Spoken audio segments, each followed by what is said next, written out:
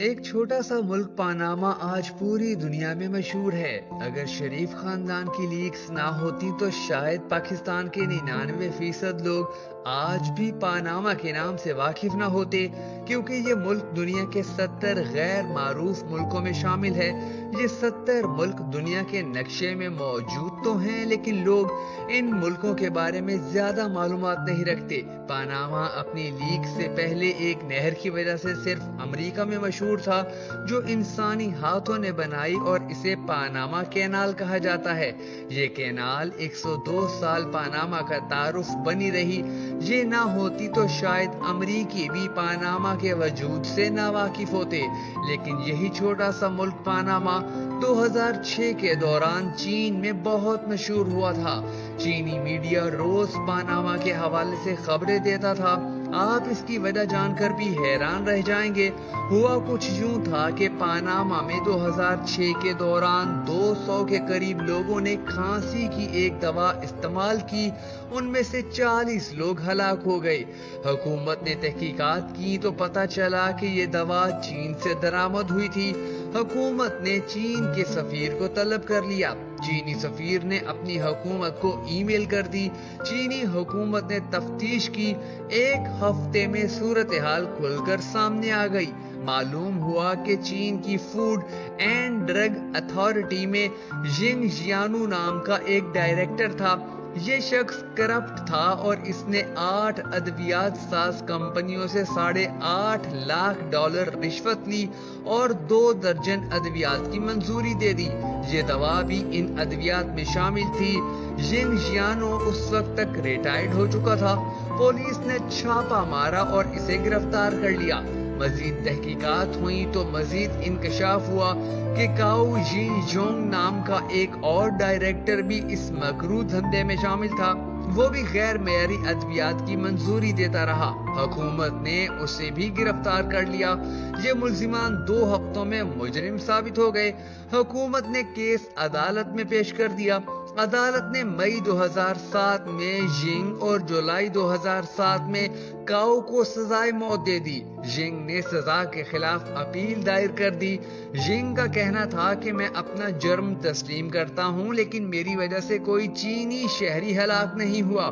میرے خلاف کوئی چینی مدعی بھی موجود نہیں، لہٰذا میرے جرم کے مقابلے میں میری سزا زیادہ ہے۔ عدالت نے 2 ہفتے میں اس کی اپیل نپٹا دی۔ جج نے اپنے فیصلے میں لکھا کہ یہ شخص نہ صرف انسانی جانوں کا قاتل ہے، بلکہ اس کی وجہ سے پوری دنیا میں چین کی بدنامی بھی ہوئی۔ چنانچہ یہ درندہ صفت انسان رعایت کے قابل نہیں۔ حکومت نے اپیل مسترد ہونے کے بعد ینگ کو 10 جولائی 2007 کو گولی مار کر ہلاک کر دیا، جبکہ دوسرے ملزم کاؤ کو بھی چند ہفتے بعد دوسری دنیا بھجوا دیا گیا۔ یہ کیس جتنا عرصہ چلتا رہا، چینی میڈیا روز پاناما ادویات اور فوڈ اینڈ ڈرگ اتھارٹی کے سابق ڈائریکٹرز کی خبریں شائع کرتا رہا۔ یوں پاناما چین میں خاصا مقبول ہو گیا۔ آپ اس کیس کا کمال دیکھیے۔ یہ دونوں حضرات اگر پاناما کے شہری ہوتے تو انہیں وہاں سزائے موت نہ ہوتی، لیکن چین نے 10,000 کلومیٹر دور ایک دوسرے ملک میں ادویات کے استعمال سے مرنے والے لوگوں کے بدلے اپنے 2 ریٹائر افسروں کو سزائے موت دے دی، کیونکہ چین سمجھتا تھا کہ یہ لوگ ملک کی بدنامی کا باعث بنے ہیں۔ آپ اب پاکستان کی طرف آ جائیے۔ لاہور اس ملک کا دوسرا بڑا شہر ہے۔ میو ہاسپٹل اس شہر کا قدیم ترین ہسپتال ہے۔ 13 جنوری کو انکشاف ہوا کہ میو ہسپتال میں دل کے مریضوں کو جعلی اسٹنٹ لگائے جاتے ہیں۔ یہ انکشاف FIA کی ایک ٹیم نے کیا۔ FIA کا ایک صحت مند اسسٹنٹ ڈائریکٹر مریض بن کر ہسپتال گیا۔ امراض قلب کے شعبے نے معائنہ کیا اور اسے دل کا مریض ڈکلیئر کر دیا۔ مریض کو اسٹنٹ ڈلوانے کا مشورہ دیا گیا۔ اسسٹنٹ ڈائریکٹر میو ہاسپٹل سے پرائیویٹ کلینک گیا۔ کلینک کی مشینوں نے اسے مکمل صحت مند قرار دے دیا۔ FIA نے تحقیقات شروع کر دی۔ پتہ چلا کہ اسپتال میں ڈاکٹروں اور طبی عملے کا ایک گینگ کام کر رہا ہے۔ اس گینگ میں پروفیسر بھی شامل ہیں۔ یہ لوگ مریضوں کو جعلی اسٹنٹ لگاتے ہیں۔ اسپتال کو ایک کمپنی جعلی اور غیر معیاری اسٹنٹ فراہم کرتی ہے۔ یہ اسٹنٹ 6,000 روپے مالیت کے ہیں، لیکن مریض سے 2 لاکھ روپے وصول کیے جاتے ہیں۔ प्रोफेसरों ने स्टेंट फराहम करने वाली कंपनी को अस्पताल में बाकायदा कमरा दे रखा था। FIA ने इस कमरे पर छापा मारा और 4 करोड़ रुपए मालियत के स्टेंट बरामद कर लिए। इन स्टेंट्स पर किसी कंपनी का नाम छपा था और ना ही एक्सपायरी डेट दर्ज थी। ये धंधा बरसों से जारी था। ये लोग हजारों मरीजों को जाली और गैर मयारी स्टेंट लगा चुके थे।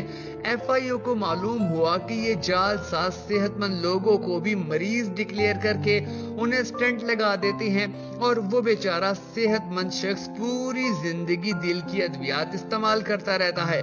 पता चला कि ये सिलसिला सिर्फ एक अस्पताल तक महदूद नहीं, बल्कि मुल्क में ऐसे दर्जनों अस्पताल मौजूद हैं जहां बरसों से ये धंधा जारी है।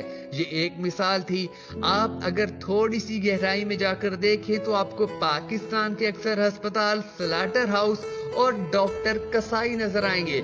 आप किसी दिन दुबई चले जाएं, आप वहां अपना मेडिकल टेस्ट करवाएं और उसके बाद पाकिस्तानी अस्पतालों और लेबोरेटरियों में चले जाएं। आप ये देखकर हैरान रह जाएंगे कि आपको दिल का डॉक्टर दिल, आंख का डॉक्टर आंख, गुर्दे का डॉक्टर गुर्दे, जिगर का डॉक्टर जिगर और दिमाग का डॉक्टर दिमागी मरीज करार दे देगा। ये लोग आपको 1-2 लाख रुपए का नुस्खा भी लिख देंगे। आप किसी दिन पाकिस्तानी लेबोरेटरीज की रिपोर्ट्स का तज्जिया भी कर लें। आप अगर मरीज हैं तो ये लेबोरेटरियां आपको सेहतमंद, और आप अगर सेहतमंद हैं तो ये आपको मरीज करार दे देंगी। आपको ये फर्क अद्वियात के मयार में भी मिलेगा। फ्रांस और पाकिस्तान दोनों में इंसुलिन एक ही कंपनी फराहम करती है, लेकिन मयार में जमीन आसमान का फर्क है। आपको ये फर्क डिस्प्रिन में भी मिलेगा।